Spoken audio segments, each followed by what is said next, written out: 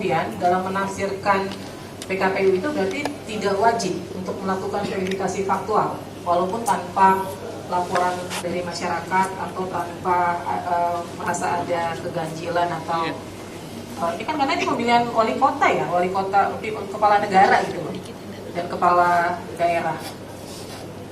Tidak memang itu menjadi tidak wajib begitu. Nah, KPU RI gimana untuk pemilihan presiden?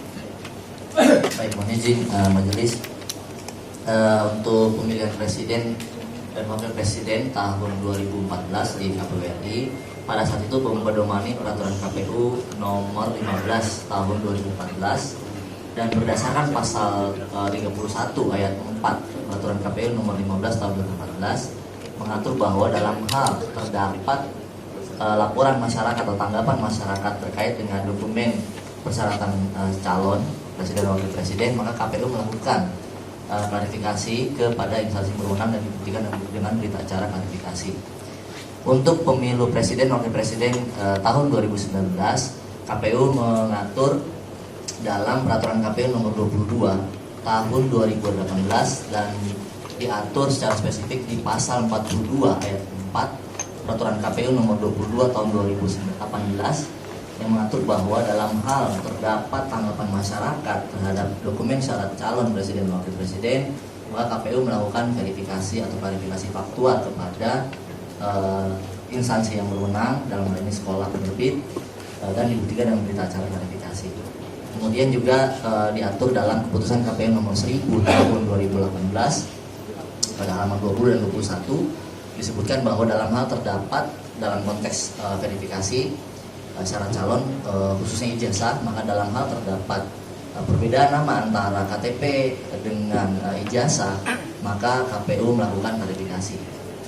Dalam hal ini faktanya di dalam melakukan verifikasi di pemilu 2014 dan 2019 tidak ada tanggapan masyarakat sehingga KPU tidak melakukan klarifikasi faktual kepada instansi terkait. Demikian.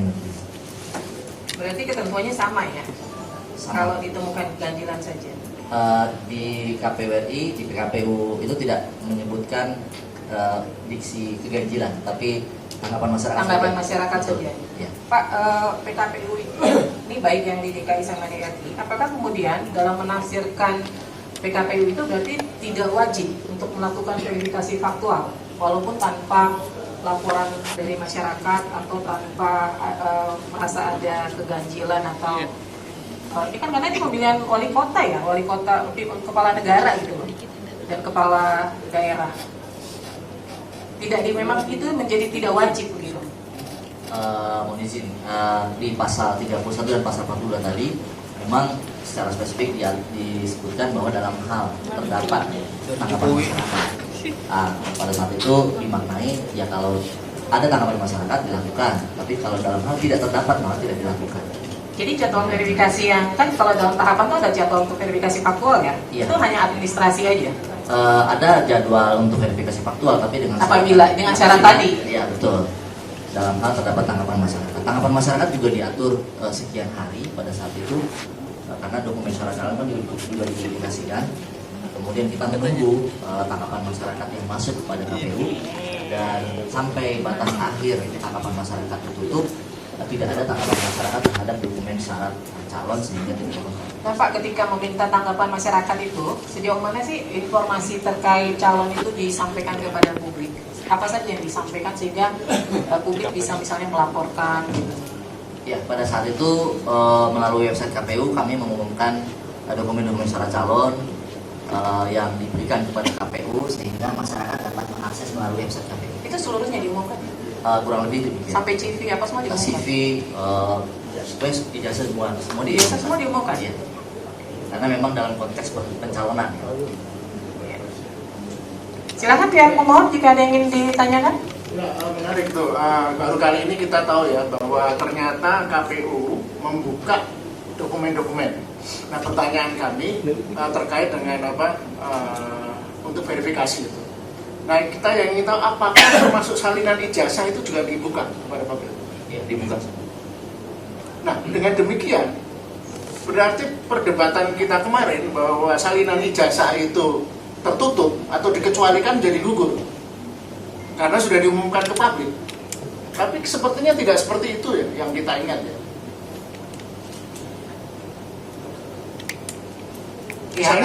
Misalnya segini Ibu, UGM menganggap itu tertutup salinan ijazah, tapi KPU kan ternyata tidak menganggap tertutup walaupun salinan ijazah yang diberikan ke MAPI ditutup, ada 9 item yang ditutup. Jadi ini konsistensi bagaimana? Itu pertanyaan pertama. Yang kedua, soal proaktif dan soal inaktif. Proaktif itu begini, mungkin masyarakat juga tidak terlalu antusias atau terlalu ingin tahu jika memang figurnya tidak kontroversial.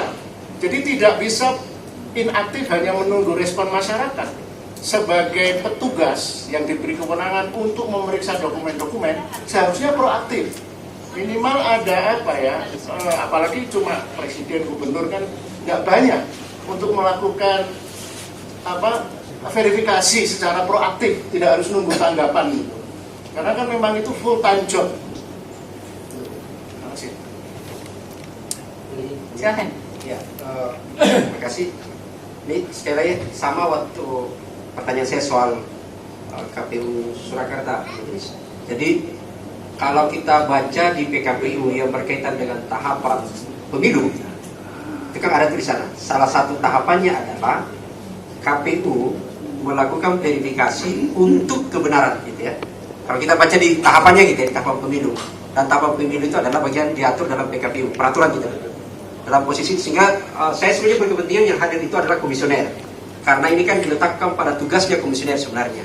Kenapa? Apa alasan mereka menyatakan bahwa itu yakin tidak ada masalah? Saya ingin memberikan data sekali lagi gitu ya. Tadi saya sebut 60%. Kalau kita baca di media gitu ya. Ini diantara dikutip kemudian Persindo. Ada mafia ijazah palsu itu mencetak sampai 500-an ijazah palsu hanya satu mesin. Dan itu termasuk salah satu universitas yang diduga dicatut namanya adalah UGM. Jadi ini penting gitu loh. 500 ijazah palsu dicetak dan ini dibongkar oleh Polda gitu. Jadi maksud saya adalah, dan ini terjadi di 2015 Pak. Ini sudah valid gitu loh. Maksud saya adalah pada posisi itu sensitivitas tanggung jawab lembaga negara untuk memastikan kandidat itu tapi ijazahnya seperti apa. Kan tidak bisa kita menyatakan bahwa yang bisa menyatakan yakin itu hanya majelis. Ketika saya yakin ini baik atau tidak baik kan tidak ini gitu. Karena tahapannya itu ada di situ. Nah, sehingga saya berkepentingan sebenarnya adalah pada posisi di tim kami yang melakukan verifikasi itu kan sebenarnya adalah komisioner gitu ya. Satu perbandingan majelis bahwa verifikasi faktual dalam pemilu legislatif yaitu DPD itu sangat ketat sekali. Saya kebetulan adalah profesi saya pemantau pemilu. Sehari-harinya adalah pemantau pemilu. Itu kemudian bahkan bersama tim Bawaslu tim kami di lapangan sampai ke pelosok desa, melewati laut, melewati gunung gitu ya, hanya mencari satu sosok KTP kepada orang yang memberi dukungan kepada kandidat DPD. Atau kalau kepala daerah perseorangan itu lakukan verifikasi. Kok ini ada capres tidak lakukan verifikasi faktual? Ini yang menurut saya ada tidak equal. Tapi sekali lagi adalah ini bukan soal ini ya, perdebatannya bukan pada posisi salah dan benar, tapi dia pada posisi ada pengabaian tugas yang akhirnya keluar adalah seperti sekarang ini. Itu. Ya baik, sebelum ke majelis lain, saya ingin tanya lagi KPU RI di 2019 itu kan ada 2 paslon ya? 2 paslon ya, berarti 4 orang ya? Iya. Presiden dan wakil presiden itu 4-4-nya diumumkan ke publik semua, iya, informasinya? Iya. Bu Ketua, saya mau tanya ke KPU RI ya. Tadi kan disampaikan kalau salinan ijazah diumumkan ke publik. Itu betul tuh? Saya mau tanya ulang deh. Iya. Salinan ijazah? Iya. Perang Syarat calon. Ya, kalau CV terus kemudian jejak rekam, lalu kemudian profil akademik itu kan memang diumumkan ya. Nah, perangkatnya apa? Perangkatnya misalnya ada, kalau zaman dulu tulisannya mading ya, majalah dinding. Kalau di ini apa namanya? Saya mau pakai istilahnya Bapak. Ya, di website KPU. Di website KPU. Iya. Termasuk salinan ijazah. Ya, seluruh dokumen syarat calon dalam konteks pencalonan. ya ini saya ulang lagi nih. Salinan ijazah itu tayang atau hanya kepada tim ses? Seingat kami tayang. Jangan seingat kami Pak, izin. Iya tayang. Bisa dikasih lihat sekarang contohnya, bisa tim yang di belakang kasih lihat contoh tayangnya. Ini karena majelis tidak boleh punya interpretasi sendiri ya, tapi ini jadi fakta persidangan kalau memang ada keterangan seperti itu. Karena betul tadi kalau misalnya salinan ijazah itu tayang di perangkat layanan informasi secara luas dan bukan terhadap tim ses gitu ya. Nah, kalau gitu ya selesai semua, kita nggak usah sidang, bahasanya gitu. By default secara empirik berarti itu sudah terbuka, atau ada yang terbatas ketika ada permintaan, karena di kategori kita itu kan ada informasi publik tersedia setiap saat, dia hanya diberikan pada saat ada permintaan.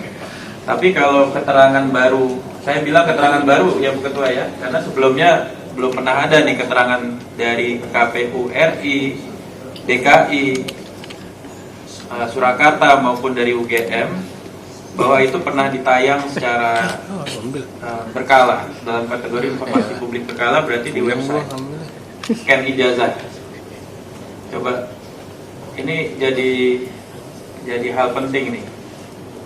Saya kasih kesempatan karena majelis ingin itu betul-betul munculnya dari badan publik. Jangan sampai ada interpretasi yang muncul dari pihak termohon ataupun pemohon yang tidak terverifikasi gitu. Saya coba dibantu timnya. Saya mau majelis ingin lihat apa betul memang scan ijazah, salinan ijazah itu tayang khususnya untuk register ini, berarti Pak Joko Widodo. Iya, nggak apa-apa.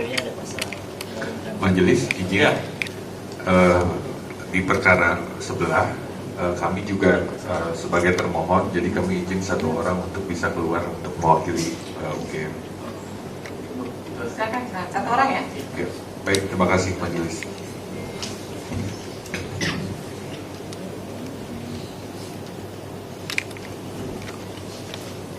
Ya, sekali lagi informasi publik terbuka itu kan ada yang berkala, ada yang tersedia setiap saat. Kita mau memastikan jawaban yang dimaksud KPU itu yang berkala atau yang tersedia setiap saat. Boleh? Silakan Pak. Jadi berdasarkan pasal 11 ayat 3 Peraturan KPU nomor 22 tahun 2019 bahwa setelah KPU menerima dokumen syarat pencalonan, KPU mengumumkan dokumen yang telah diserahkan oleh bakal pasangan calon. Nah ini untuk mendapat tanggapan masyarakat. Memang sehingga nanti berkaitan dengan pasal 31 tadi, bahwa dalam hal mendapat tanggapan masyarakat terhadap dokumen yang sudah diumumkan, maka KPU melakukan klarifikasi kepada instansi yang berwenang.